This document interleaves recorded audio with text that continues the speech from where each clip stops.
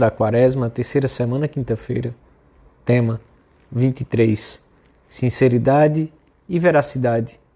Pontos a meditar. 1. O demônio mudo. Necessidade da sinceridade. 2. Amor à verdade. Sinceridade em primeiro lugar conosco próprios.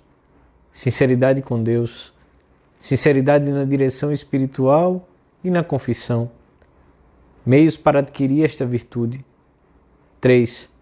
Sinceridade e veracidade com os outros. A palavra do cristão. A lealdade e a fidelidade, virtudes relacionadas com a veracidade. Outras consequências do amor à verdade. Pelo sinal da Santa Cruz, livrai-nos Deus, nosso Senhor, dos nossos inimigos. Em nome do Pai, do Filho e do Espírito Santo. Amém.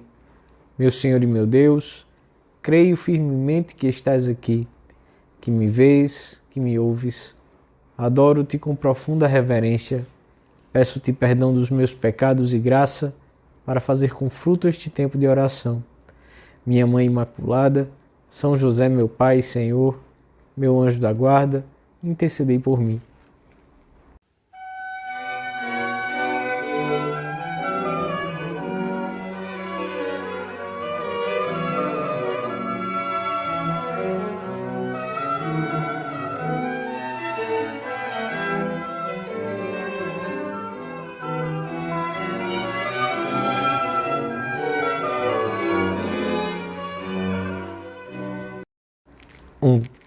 O Evangelho da Missa diz-nos que Jesus estava expulsando um demônio que era mudo, e mal o demônio saiu, o mudo se pôs a falar e a multidão ficou admirada.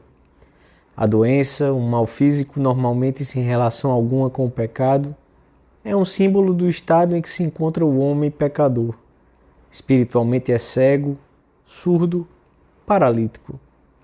As curas que Jesus realiza, além do fato concreto e histórico da cura, são também um símbolo. Representam a cura espiritual que ele veio realizar nos homens. Muitos dos gestos de Jesus para com os doentes são como que uma imagem dos sacramentos. A propósito do relato evangélico que se lê na missa, São João Crisóstomo comenta que o homem em questão não podia apresentar por si mesmo a sua súplica, pois era mudo. E também não podia pedir aos outros que a apresentassem por ele, pois o demônio, juntamente com a língua, tinha-lhe atado a alma. O demônio trazia-o bem aprisionado. Quando na oração pessoal não falamos ao Senhor sobre as nossas misérias e não lhe suplicamos que as cure, ou quando não expomos essas nossas misérias na direção espiritual, quando ficamos calados porque a soberba fechou os nossos lábios, a doença torna-se praticamente incurável. Calar os danos sofridos pela alma é uma atitude que costuma fazer-se acompanhar pela surdez. A alma torna-se surda aos apelos de Deus. Rejeita os argumentos e razões que lhe poderiam dar luz para retornar ao bom caminho. Pelo contrário, ser-lhe-á fácil abrir com sinceridade o coração se procurar viver este conselho. Não te assustes ao notares o lastro do pobre corpo e das humanas paixões. Seria tolo e ingenuamente pueril que descobrisse agora que isso existe. A tua miséria não é obstáculo, mas acicate para que te unas mais a Deus, para que o procures com constância, porque Ele nos purifica. Ao dizermos hoje, no Salmo responsorial da missa, Oxalá escuteis hoje a sua voz, não endureçais o vosso coração, formulemos o propósito de não resistir à graça, sendo sempre muito sinceros.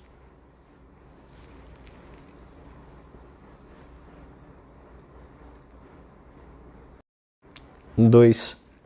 Para vivermos uma vida autenticamente humana, temos de amar muito a verdade, que é, de certo modo, um valor sagrado e requer, portanto, que seja tratada com respeito e amor.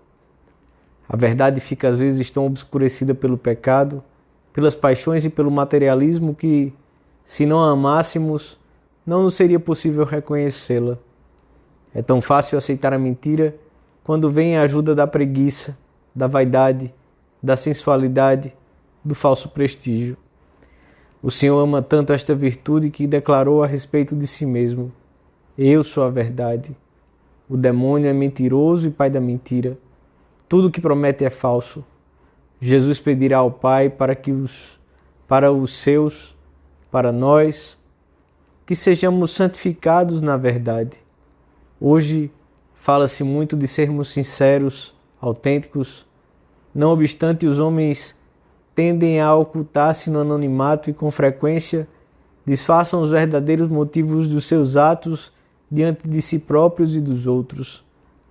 Tentam também passar anonimamente diante de Deus e recusam o encontro pessoal com Ele, na oração e no exame de consciência. E, no entanto, não poderemos ser bons cristãos se não houver sinceridade conosco próprios, com Deus e com os outros. A sinceridade conosco próprios leva-nos a reconhecer as nossas faltas sem dissimulá-las, sem procurar falsas justificações. Faz-nos estar sempre alerta diante da tentação de fabricar a verdade, de pretender que seja verdade aquilo que nos convém, como é o caso daqueles que pretendem enganar-se a si próprios, dizendo que para eles não é pecado isto ou aquilo que é proibido pela lei de Deus. O subjetivismo, as paixões e a tibieza podem contribuir para a insinceridade conosco próprios. A pessoa que não vive essa sinceridade radical deforma com facilidade a sua consciência e chega à cegueira interior a respeito das coisas de Deus.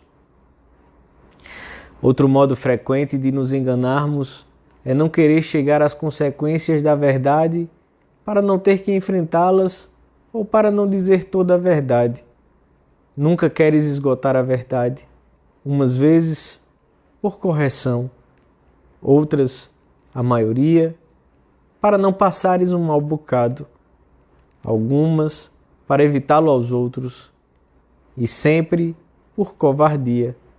Assim, como esse medo de aprofundar, jamais serás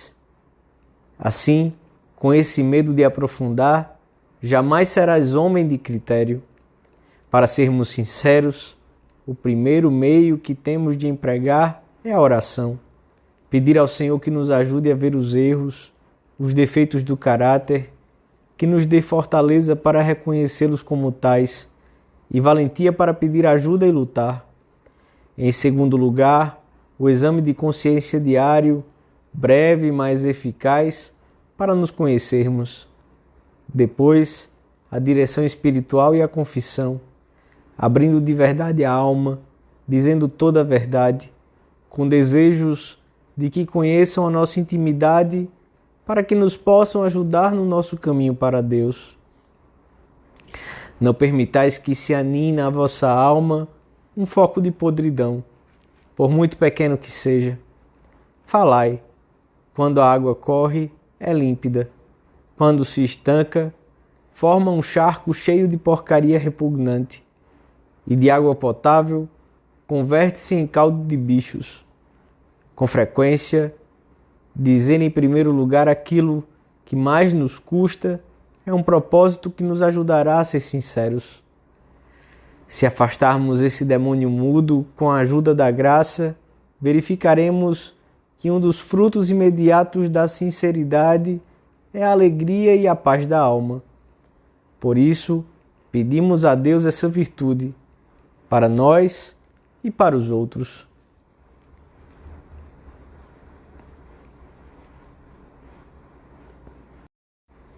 Três, sinceros com Deus, conosco próprios e com os outros. Se não formos com Deus, não poderemos amá-lo nem servi-lo. Se não formos conosco próprios, não poderemos ter uma consciência bem formada, que ame o bem e rejeite o mal. Se não o formos com os outros, a convivência tornar-se-á impossível e não agradaremos a Deus. Os que nos rodeiam devem saber que somos pessoas verazes, que nunca mentem ou enganam. A nossa palavra de cristãos e de homens e mulheres honrados deve ter um grande valor diante dos outros. Dizei sim, se for sim. Não, se for não. pois tudo o que passa disso vem do maligno. O Senhor quer realçar a palavra do homem de bem, que se sente comprometido pelo que diz. O amor à verdade deve levar-nos a retificar se nos enganamos. Acostuma-te a não mentir nunca de maneira consciente, nem para te desculpares, nem por outro motivo qualquer. E para isso lembra-te de que Deus é o Deus da verdade.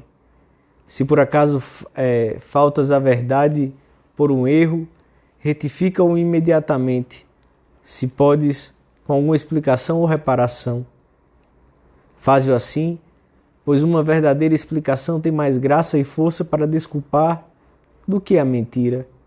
Outra virtude relacionada com a veracidade e a sinceridade é a lealdade, que é a veracidade na conduta, manter a palavra dada, as promessas, os acordos. Os nossos amigos e as pessoas com quem nos relacionamos devem conhecer-nos como homens e mulheres leais. A fidelidade e a lealdade a um compromisso estrito que se contrai com Deus ou diante dele. Jesus Cristo foi conhecido como aquele que é fiel e veraz, e a Sagrada Escritura fala constantemente de Deus como aquele que é fiel ao pacto com o seu povo, aquele que cumpre com fidelidade o plano de salvação que prometeu. A deslealdade é sempre uma fraude, ao passo que a lealdade é uma virtude indispensável na vida pessoal e na vida social. É sobre ela que assentam, por exemplo, a vida conjugal, o cumprimento dos contratos, a atuação dos governantes. O amor, a verdade, há de levar-nos também a não fazer juízos precipitados, baseados numa informação superficial sobre as pessoas ou aos fatos. É necessário ter um sadio espírito crítico em relação às notícias divulgadas pelo rádio, televisão, jornais ou revistas, que muitas vezes são tendenciosas ou simplesmente incompletas. Com frequência, os fatos objetivos aparecem envoltos em opiniões ou interpretações que podem dar uma visão deformada da realidade. Devemos ter um cuidado extremo com as notícias que se referem direto ou indiretamente à Igreja. Por amor à verdade, devemos pôr de parte os canais informativos sectários que turvam as águas e procurar uma informação objetiva, veraz e criteriosa, ao mesmo tempo que contribuímos para a reta informação dos outros. Então, se tornará realidade a promessa de Jesus. A verdade vos fará livres. Dou-te graças, meu Deus, pelos bons propósitos, afetos e inspirações que me comunicaste nesta meditação. Peço-te ajuda para os pôr em prática. Minha Mãe Imaculada, São José, meu Pai e Senhor, meu anjo da guarda, intercedei por mim.